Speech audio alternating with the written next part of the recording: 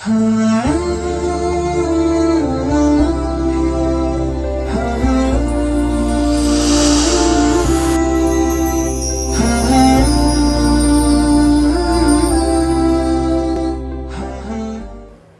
علیکم ورحمۃ اللہ وبرکاتہ۔ قرآن کریم میں اللہ رب العزت ارشاد فرماتے ہیں یمحق اللہ الربا ویربی الصدقات۔ قرآن کریم کی آیت کریمہ مسلمانوں کو دعوت دے رہی ہے سخاوت کی اور انفاق فی سبیل اللہ کی۔ اس آیت کریمہ کے سلسلے میں ایک نقطہ میرے ذہن میں پچھلے کچھ دنوں پہلے عجیب و غریب آیا۔ اس آیت کریمہ میں اللہ رب العزت نے ایک فلسفے کو سمجھایا ہے، اور انسان کی فکر، انسان کی طبیعت اور انسان کے نیچر میں چھپے ہوئے جو ایک چور ہے اس کا اور ایک بیماری ہے، گویا کہ اس کا علاج قرآن کریم میں اس آیت کریمہ میں اللہ رب العزت نے مختصر سے 4-5 جملوں میں اس کا علاج بیان کیا۔ اللہ کیا فرماتے ہیں یمحق اللہ الربا ویربی الصدقات، کہ اللہ سود کو، انٹرسٹ کو ملیامیٹ کرتا ہے، ویربی الصدقات اور صدقے کو بڑھاتا ہے۔ اس آیت کریمہ پر جب میں نے غور کیا تو مجھے تعجب اس بات پر ہوا کہ اللہ رب العزت نے عربی زبان میں ربا کا جو لفظ ہے اسی لفظ کو پلٹا کر اس کو قرآن کریم نے صدقے کے ساتھ جوڑا۔ تو اللہ کیا فرمانا چاہتے ہیں اور کیا سمجھانا چاہتے ہیں؟ یہ بات سمجھ میں آتی ہے کہ اللہ یہ کہنا چاہتے ہیں کہ انسان کی فطرت میں اور انسان کے نیچر میں ایک ویک پوائنٹ اور ایک کمزور اس میں ایک جذبہ پایا جاتا ہے، اور وہ جذبہ کیا ہے کہ انسان یہ چاہتا ہے کہ اس کا مال بڑھے اور اس کے مال میں کہیں سے کوئی کمی واقع نہ ہو۔ یہ ہر انسان، اسی لیے حدیث پاک میں نبی کریم صلی اللہ علیہ وسلم نے ارشاد فرمایا کہ اگر انسان کے پاس ایک سونے کی وادی ہوگی تو وہ دوسری کی فکر کرے گا، اگر دوسری ہوگی تو تیسری کی فکر کرے گا۔ لا یملأ بطنہ الا التراب، سوائے قبر کی مٹی کے اور کوئی چیز اس کے پیٹ کو نہیں بھر سکتی ہے۔ تو لالچ یہ ایسی چیز ہے جو انسان کہیں سے بھی انسان اس کو چھٹکارا انسان حاصل نہیں کرتا ہے۔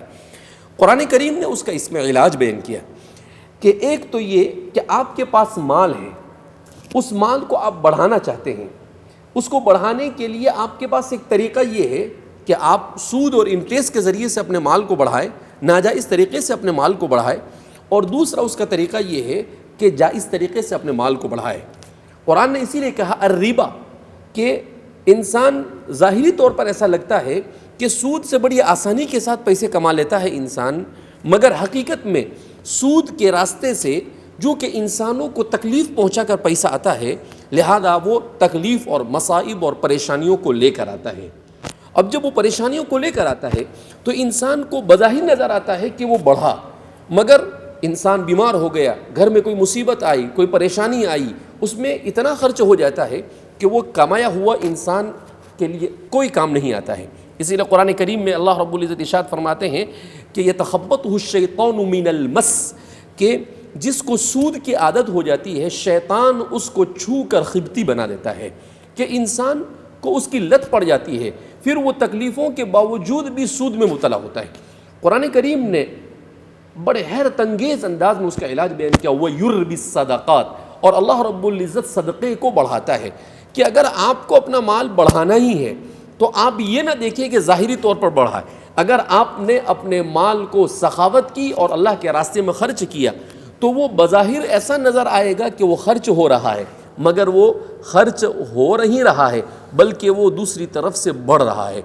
جیسے سمندر کا پانی یہ کسی بھی چیز کو اڑا کر لے کر چلا جاتا ہے، تو ایسے ہی ربا ہے، اور دوسری طرف صدقہ ہے تو یہ ایسا ہے جیسے کسی ٹنکی کے اندر میں آپ صاف اور صفا پانی کو بھریں اور ضرورت کے موقع پر اس کو استعمال کریں اور ہر طرف سے آپ اس کو گھیر کر محفوظ کر لیں، بالکل اسی طریقے سے صدقہ آپ کے مال کو ہر طرف سے مصیبت اور پریشانیوں سے محفوظ کر لیتا ہے۔ اس لیے مسلمانوں کو اس باب میں ذرہ برابر گھبرانے کی ضرورت نہیں ہے۔ رزق دینے والا اللہ، برکت دینے والا اللہ، سب کچھ اللہ کے قبضے قدرت میں ہے۔ ہمیں اپنے مال کو خرچ کرنے میں ذرہ برابر بھی کسی قسم کا کوئی تأمل نہیں ہونا چاہیے۔ آج مسلمانوں کا ایک طبقہ ایسا ہے کہ صاحب حیثیت ہونے کے باوجود وہ زکوٰۃ نہیں ادا کرتا ہے، ایک طبقہ ایسا ہے جو صرف زکوٰۃ ادا کر اسی پر اکتفا کر لیتا ہے، البتہ ایک طبقہ ایسا بھی ہے جو الحمدللہ اللہ کے راستے میں مال عبد الرحمن بن عوف کی طرح لٹاتا ہے، تو اللہ رب العزت بھی اسے عبد الرحمن بن عوف کی طرح مال عطا فرماتے ہیں۔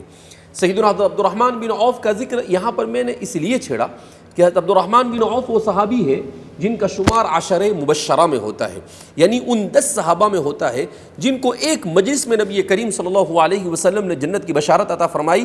حضور نے فرمایا ابو بکر فی الجنہ، عمر فی الجنہ، علی فی الجنہ، عثمان فی الجنہ، عبد الرحمن بن عوف فی الجنہ، سعد بن ابی وقاص فی الجنہ، طلحہ بن عبید اللہ فی الجنہ۔ اس طرح سے 10 صحابہ کے نام لیے اور کہا کہ یہ سب جنت میں جائیں گے۔ ان میں عبد الرحمن بن عوف اور عثمان بن عفان یہ وہ صحابہ ہیں جو قریش کے اور صحابہ میں مالدار صحابہ تھے، مگر اس کے باوجود وہ کیوں؟ ان کے جنتی ہونے میں سب سے بڑا دخل ان کی سخاوت اور انفاق فی سبیل اللہ کا ہے۔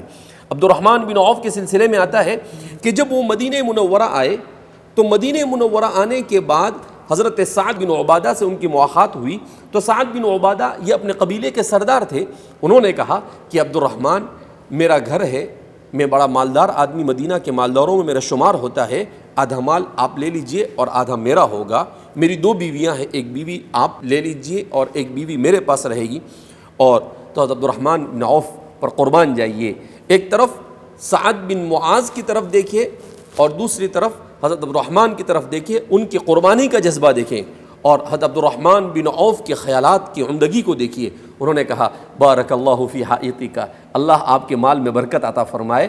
اور اس کے بعد عبد الرحمن بن عوف نے کہا کہ میں اس لیے اسلام میں داخل نہیں ہوا کہ یہ ساری چیزیں مجھے چاہیے، دلنی علی السوق، مجھے بازار کا راستہ بتائیے۔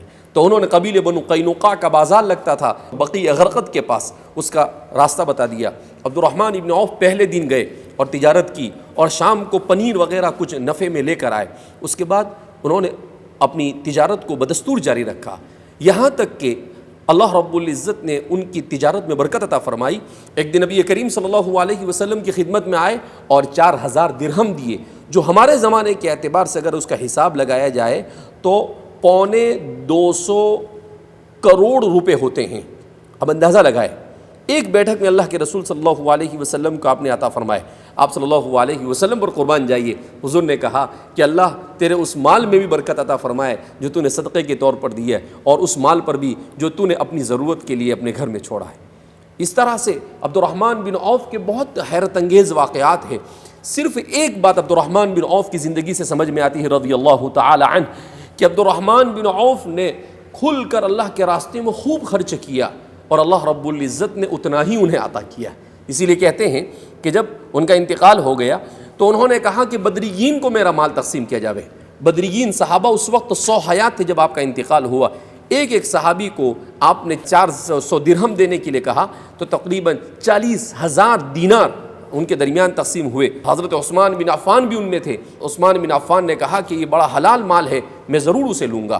خیر، حضرت عبد الرحمن بن عوف کا جب انتقال ہوا تو انہوں نے اپنے پیچھے کتنا مال چھوڑا؟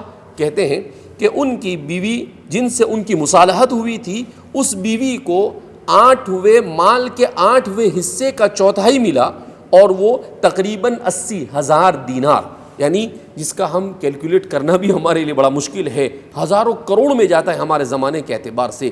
یہ صرف ان کی سخاوت، اللہ کے راستے میں جو انہوں نے خرچ کیا اس کی برکت تھی، جس کو قرآن نے بیان کیا یمحق اللہ الربا ویربی الصدقات۔ تو اس لیے ہمیں بھی اپنے مال کو اللہ کے راستے میں خرچ کرنا چاہیے، لوگوں کی ضرورتوں میں کام آنا چاہیے۔